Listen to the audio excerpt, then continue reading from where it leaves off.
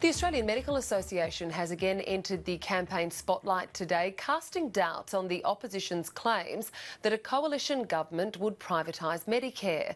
The AMA says investigating options for modernising the Medicare payment system is not a way of selling off the institution, but the opposition remains steadfast in its rhetoric. Political reporter Matthew Doran explains how the fight has ramped up. It's become the key battle of the election, the future of Medicare. Labor argues the coalition wants to privatise the system. This election is a referendum on the future of Medicare. Your individual vote will decide the fate, direction and quality of healthcare in this country. It is the most outrageous, bizarre almost, lie told in this whole campaign.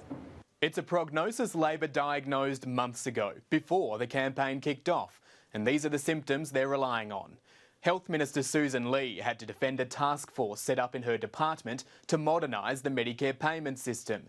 Treasurer Scott Morrison released the terms of reference for a Productivity Commission report into reforming human services. Part of that was to investigate options for competition. A Freedom of Information request from the Australian newspaper for documents relating to outsourcing of payments was rejected. That's on the basis they were Cabinet in confidence. It's never come to the Cabinet to be considered to outsource any part of Medicare services. You can only claim the FOI exemption on Cabinet in confidence if the matter is being prepared for Cabinet. Mr Turnbull can't have it both ways. The opposition has even enlisted the help of the man who established Medicare.